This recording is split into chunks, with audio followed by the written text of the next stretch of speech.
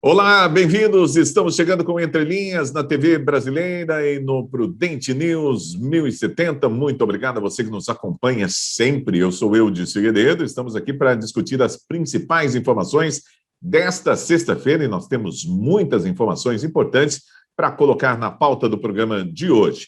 E a gente vai, primeiramente, para os destaques dos nossos comentaristas convidados, Divaldo Ceresini e também Adolfo Padilha. Vamos lá, a gente começa com o destaque do Divaldo Ceresini. Divaldo, bem-vindo. Vamos lá para o seu destaque. Olá, pessoal. É sempre muito bom estar aqui. Eu vou trazer aqui agora um recado do nosso amigo Jonatas Caetano, que logo mais estará no programa também. Ele mandou aqui um decreto presidencial que o presidente da República, no uso das suas atribuições, decreta que hoje, às 17h50, tem início o final de semana, hein? Muito importante isso. Mas depois dessa brincadeira eu vou trazer um assunto sério.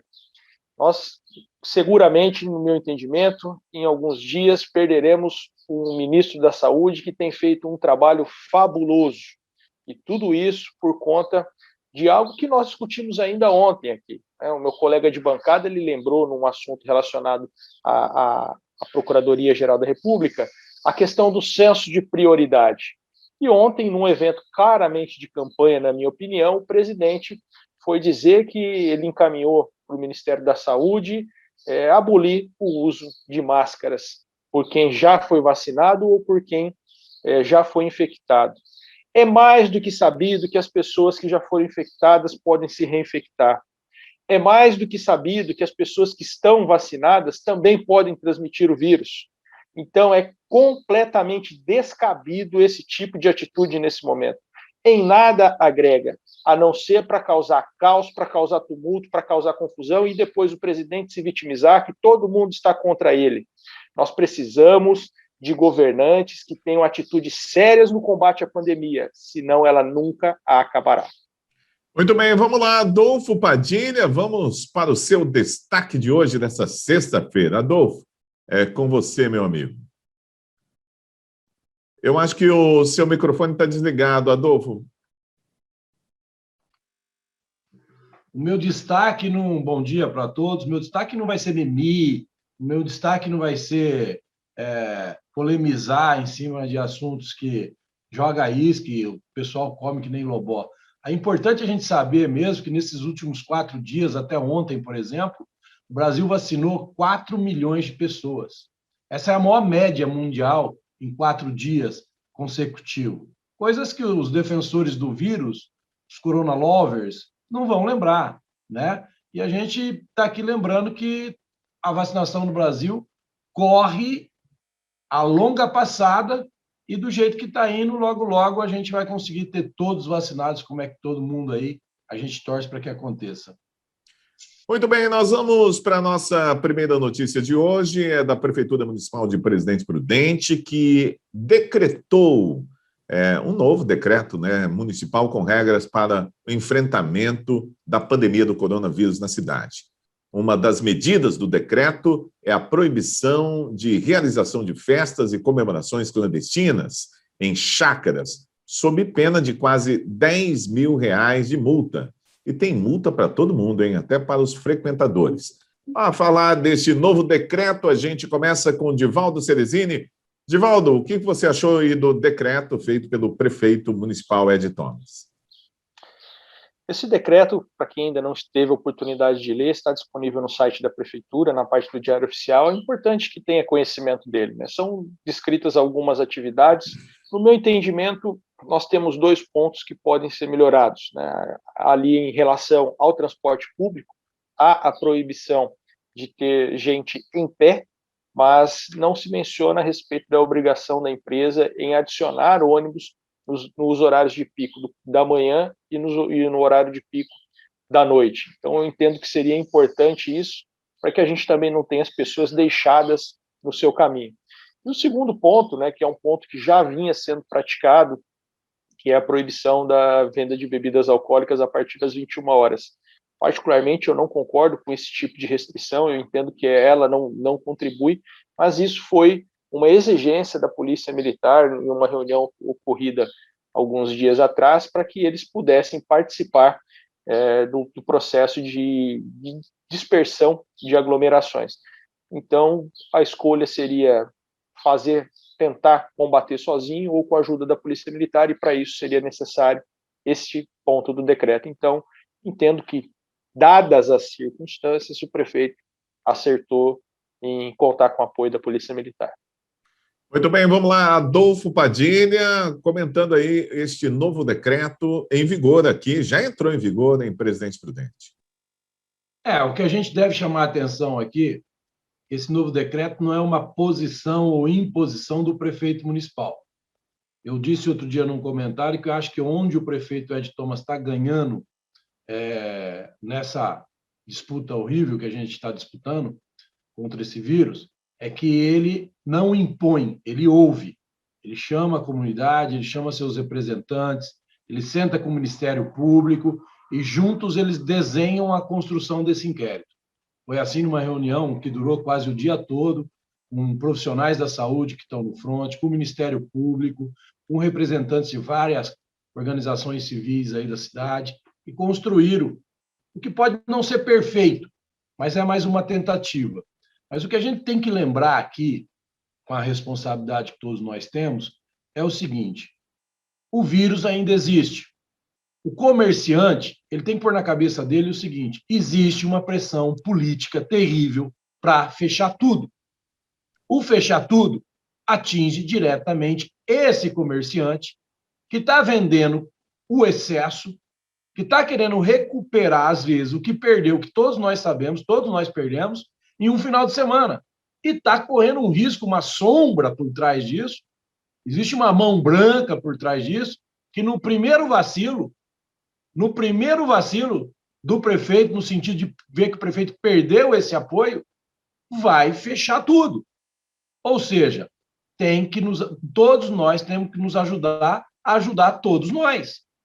O comerciante cuida do seu referido estabelecimento, impõe restrições na venda quando vê que está acumulando muita gente, para evitar que no outro dia ele não possa abrir as portas. Para os jovens, aquele que está tomando narguilé, aquele que está tomando tereré, eu acho que tinha que reabrir o São João e internar todos eles. Porque não é possível um negócio desse. Se tem alguém ainda dividindo o bico de narguilé, um cara desse, no mínimo, ele é retardado. Porque não é possível. Ele tem ciência do perigo, ele já sabe ler, ele já sabe escrever, e não é possível que ele esteja dividindo narguilé, mesmo que seja na varanda da casa dele, escondido. Então, tem certas coisas que nem a autoridade judiciária, pública, política, vai conseguir controlar, porque daí é uma questão de pensamento lógico, de bom senso. É uma questão, aliás, de preservar a sua própria vida. Muito bem, vamos lá. Trocando de assunto, nós vamos para o segundo assunto desse primeiro bloco. Olha, o Supremo Tribunal Federal rejeitou ontem, quinta-feira, as ações que pediam a suspensão da Copa América. Com isso, ficou confirmada a realização do evento a partir do próximo dia 13, domingo agora, em 4 sedes: Rio de Janeiro, Goiás, Mato Grosso e Distrito Federal. Adolfo Padilha. Olha, é o mínimo, né? O absurdo foi eles terem acatado, ter que decidir isso. Para mim, isso já foi um absurdo totalmente fora dos padrões daquela que é a obrigação existencial do STF. Mas nós já estamos vendo tanta aberração ali jurídica do próprio membros do STF que já estamos meio anestesiados. Mas vamos lá. Primeiro, nós estamos aguardando aqui as pessoas que acusam o gabinete do ódio, que acusam a fábrica de fake news, desmentir que os jogadores não iriam participar, porque isso foi uma mentira, isso foi um fake news para fazer volume naquela campanha ridícula que começaram a fazer, que a Copa do Brasil ia transformar o Brasil na catástrofe da pandemia.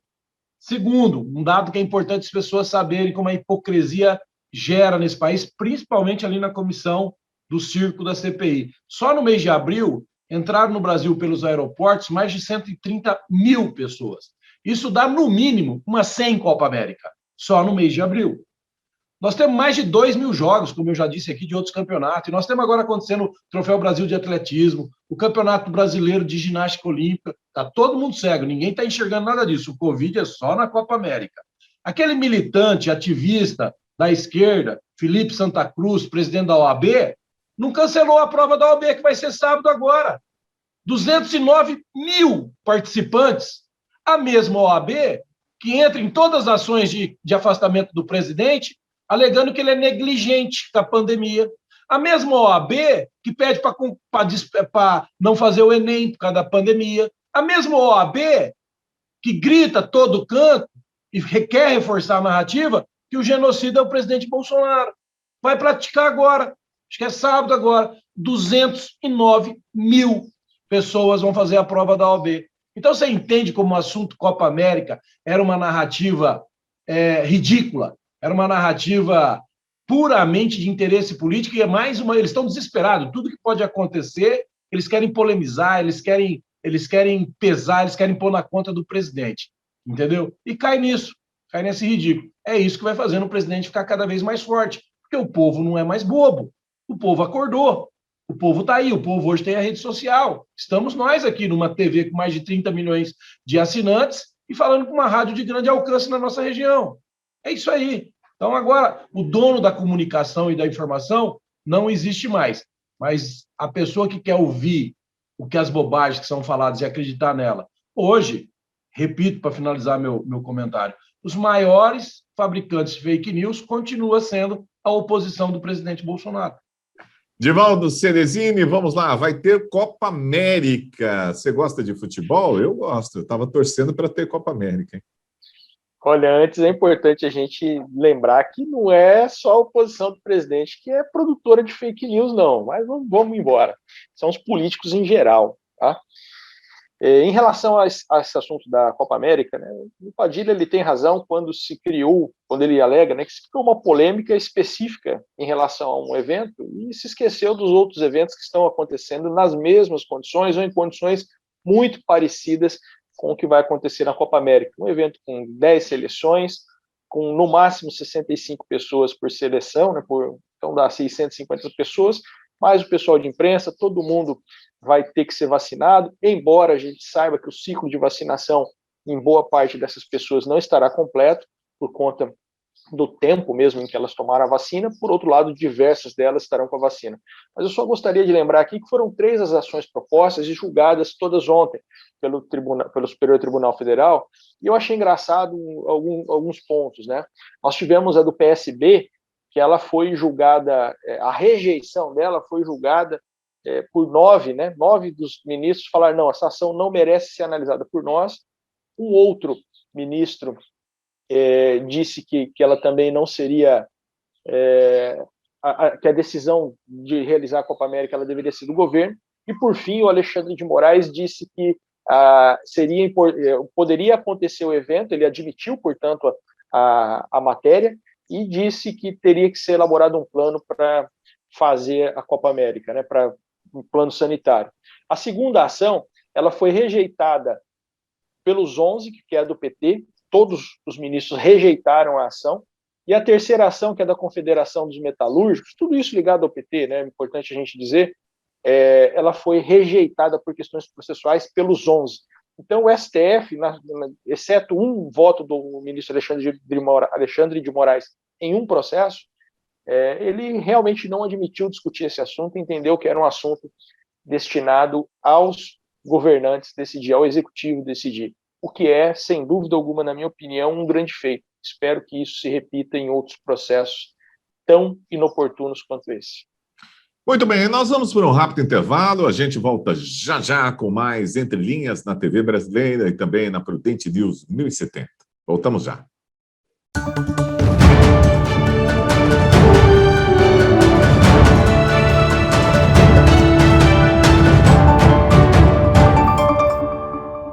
Ok, já estamos de volta. Esse é o nosso Entre Linhas, aqui na Prudente News 1070 e também na TV Brasileira. Muito obrigado a você que nos acompanha sempre, né? E muita gente participando também, divulgando o nosso programa através das redes sociais. A gente só tem a agradecer. Bom, vamos lá para duas outras notícias deste segundo bloco. E a gente vai começar com uma notícia considerada boa. Saiu na revista Oeste, que sempre traz notícias boas do governo, né? As despesas com o pessoal do governo federal caíram em 2020, passando de 286,4 bilhões em 2019 para 285,3 bilhões. O dado descrito no relatório contábil do Tesouro Nacional será divulgado, ou foi divulgado ontem, quinta-feira.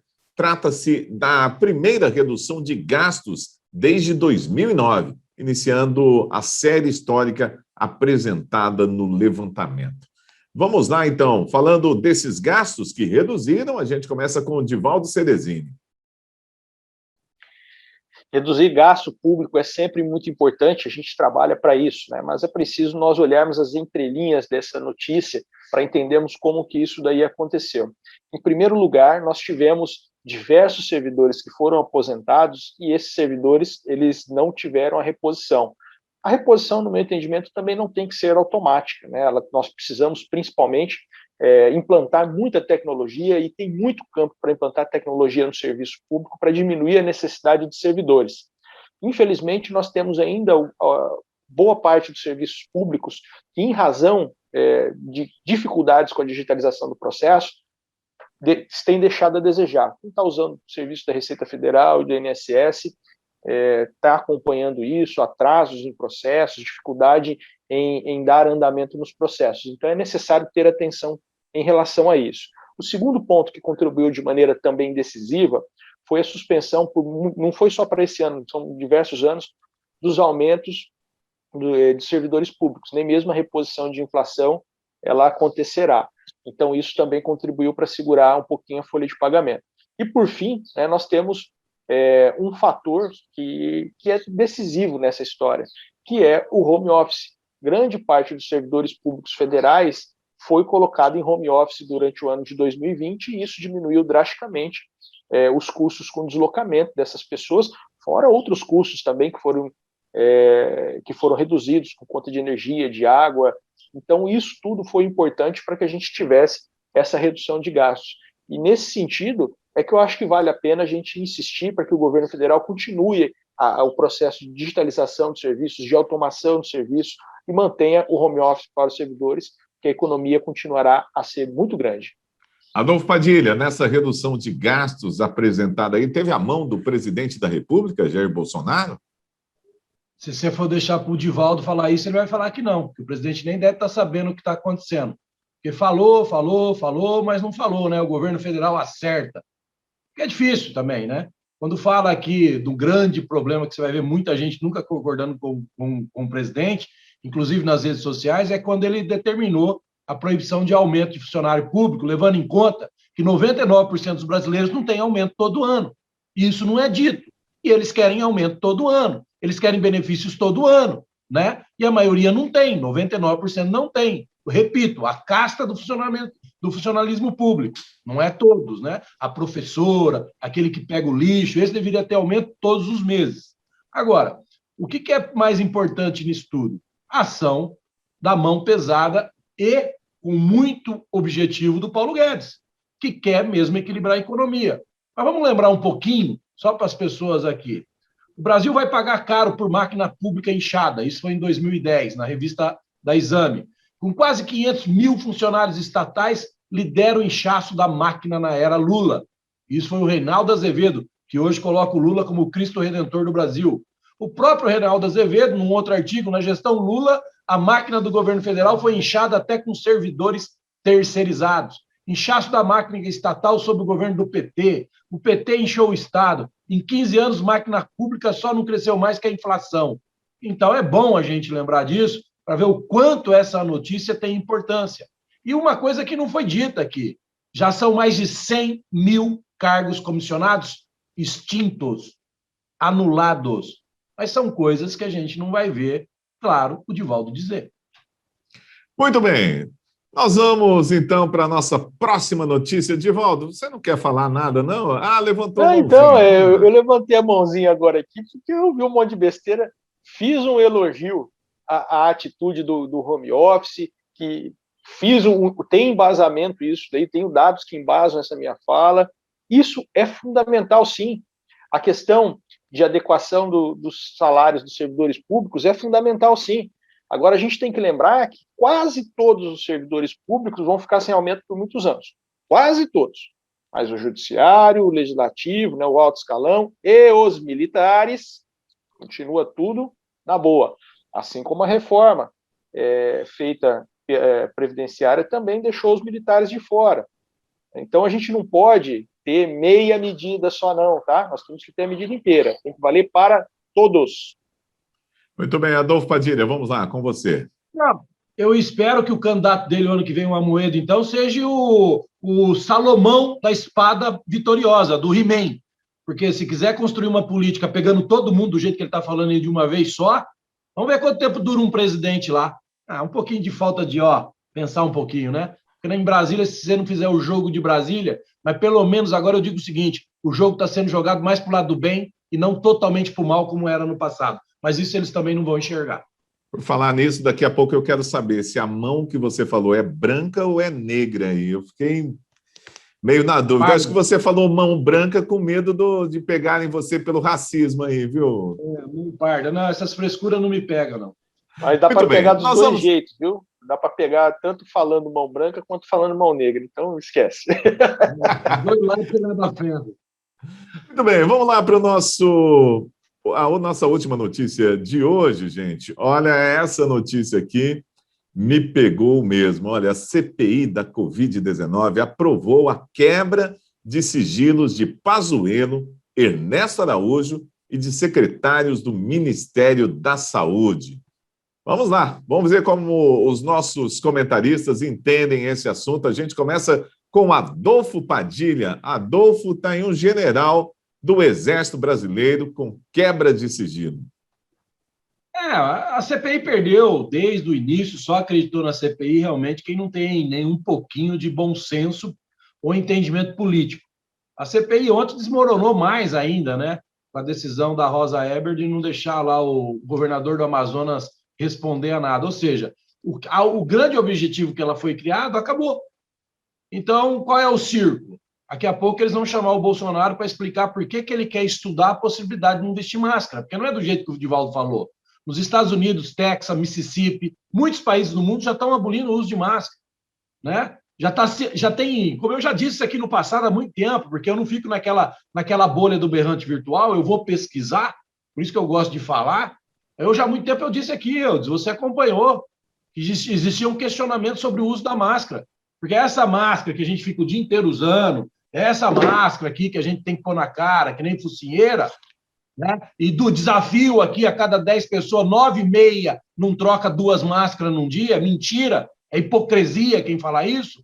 Acho que só quem está trocando máscara todos os dias, eu conheço algumas pessoas que trocam a cada 5 minutos. Minha namorada, minha irmã, mas isso é o 1% da população, o resto é a mesma máscara o dia inteiro. Chega à noite, lava no banho e coloca de novo.